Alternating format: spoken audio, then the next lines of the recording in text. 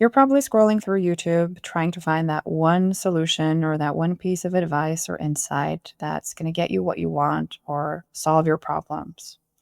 And this is what we tend to do, and something that I've done a lot myself, that we look for solutions and answers outside of ourselves constantly. We live on the edges of our own will, our own desires. And in that search, we are bombarded with a lot of different content. And some of that content is doing more harm than good, especially in the manifestation pop culture world, is really there to distract you more than it is to challenge you or to present you with what you actually need to face up to or actually need to commit to or what would actually work. And some of that content is about pretending things, pretending that you already have something, or forcing yourself to believe or feel a certain way.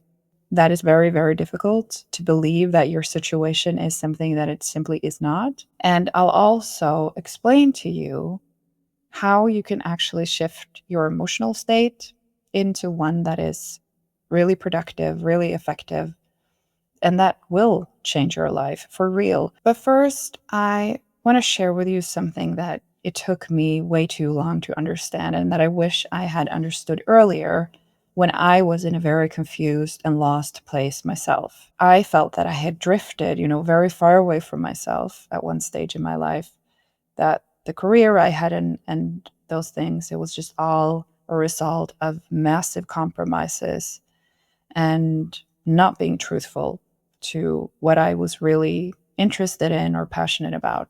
And when I was in that state, I was constantly seeking outside myself to find clarity, to find answers, to find direction. And the problem with a lot of the advice and the solutions that then the law of attraction type of content or a lot of other content in the self-help world will give you is that they will try to fix the symptom or the effect, but they never really address the cause. Because we think in the moment that we feel stuck, or that we feel that we lack something fundamental in life, or that we just can't seem to figure some part of life out to the extent that we wish that we would. We think that there is something wrong with us. We think there's something we're missing. We think I lack confidence, so I have to learn how to be more confident, or I lack the looks, so I have to learn how to become prettier or skinnier or more fit or whatever it might be. And some of those things can work temporarily,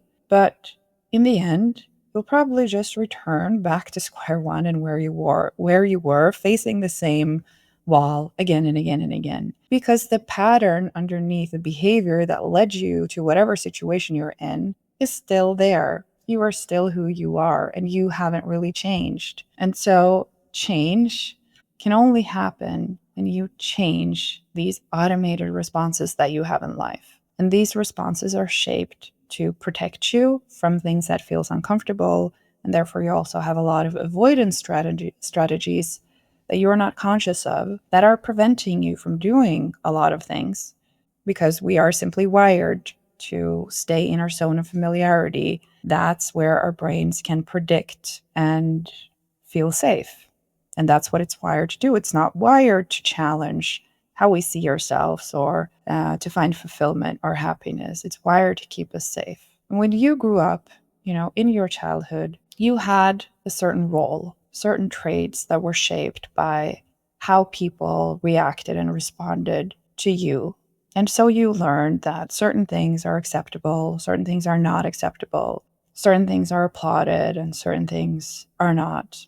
And from all of those experiences, we create these patterns and we also form these core beliefs around the role that we think we should play and the responsibilities we feel we have to ourselves and to the people around us. And these are unconscious, so we don't get to choose them, but nevertheless, they shape how we behave, they shape how we respond to the circumstances in our lives. Unconsciously, we build a life that becomes this self-fulfilling prophecy of the person that we think that we are, based on this role you had growing up. So you don't get to choose who you think you are.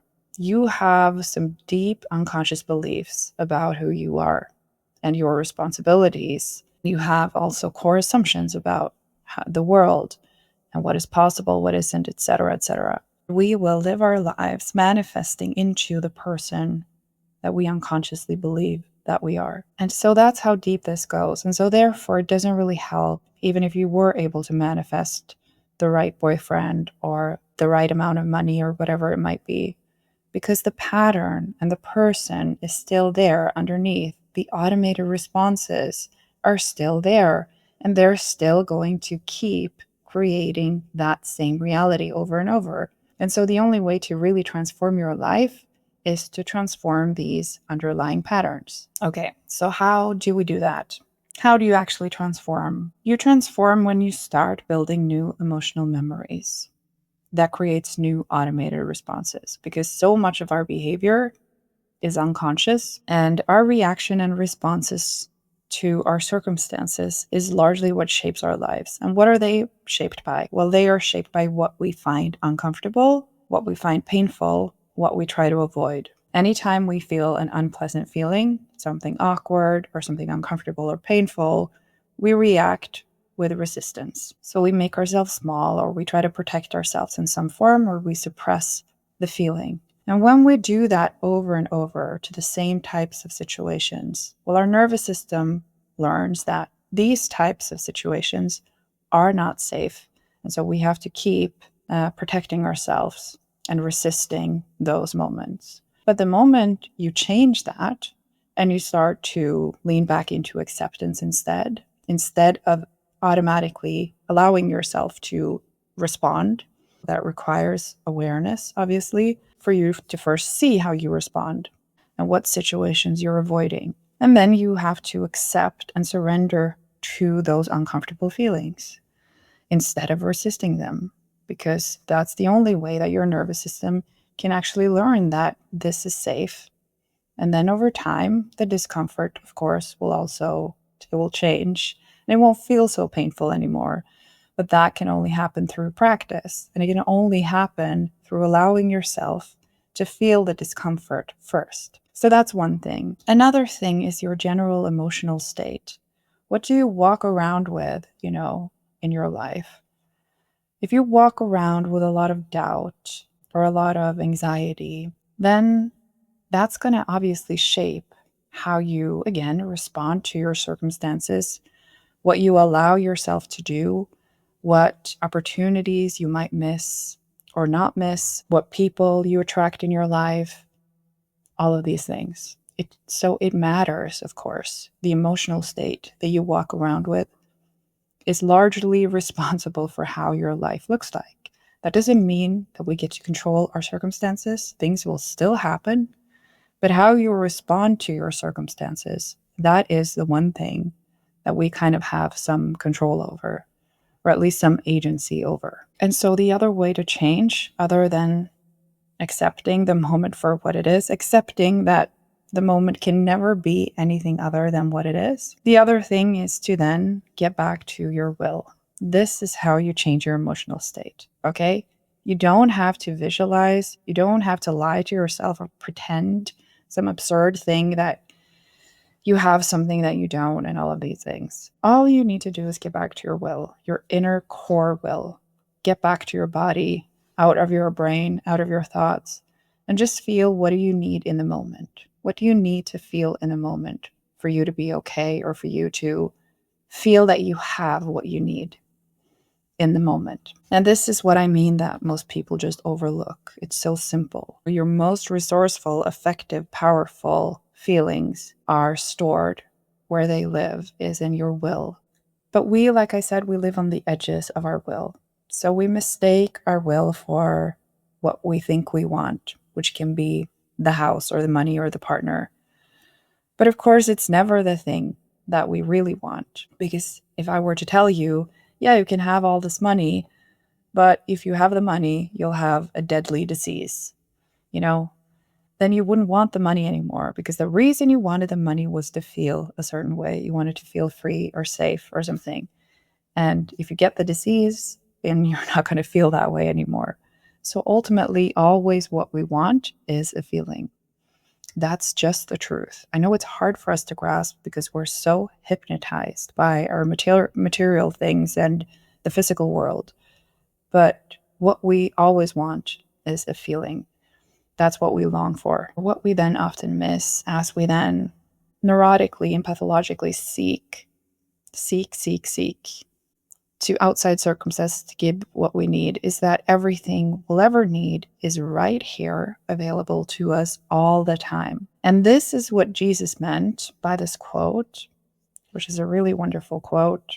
Jesus said, "Whatever you ask for in prayer, believe that you have received it and it will be yours." Now, many people mistake this to believe that or to mean that if you just pretend or imagine that you have something, the universe will rearrange itself and give it to you. And that's, of course, not what it means. That would be weird. What about the rest of us when the universe rearranges itself just for your ego to get what it wants? Wouldn't that be kind of selfish even if that were possible? I'm just asking. But anyway, what it really means, what he was talking about was this realization that when you can feel your will, when you feel what you're longing for truly, your body responds. It tells you, this is what I want to feel. And how do you know what you want to feel? How do you know what you're longing for? Well, the only way you can know what a feeling even is by having felt it. If you never felt it, you wouldn't know what it is. So the body responds by giving you the feeling. When you ask that question, where is my will? What do I really want? Right now, I just want to feel more joyful. I wish I could feel more joyful right now. What would that be like if I could just feel more joyful? Yeah, that's what it's like. And now I feel more joyful. And that's how simple it is. You practice holding on to the feeling itself more and more consciously. You make the intention that I'm going to hold on to this feeling now. I'm going to allow this feeling to stay within me. And you may have some protective mechanisms for that as well. If you're not really used to feeling that feeling too much, you may have some resistance and some thoughts that may get in your way. So just be conscious of that. But practice feeling the feeling. The more you feel it, the more you hold on to it, the more you become the person in that emotional state, the more you become that feeling.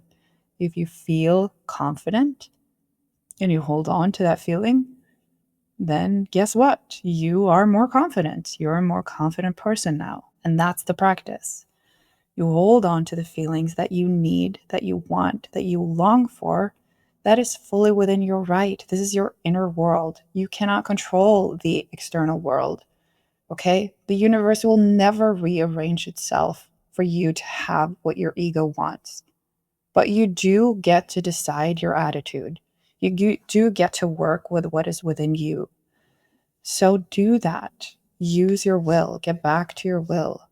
Allow any unpleasant feelings to be what they are, to be released instead of creating all these blockages inside of you. And from those more productive, more effective, and more positive emotional states, you change and your behavior will change. Your responses will change. Your actions will change because you've changed. So you don't start with the circumstances and say that when I have this thing, I will feel a certain way. No, what Jesus meant was you start by realizing that you always have this. It's always right here. Everything we'll ever need is always right here. And when you realize that, then your circumstances will change as well.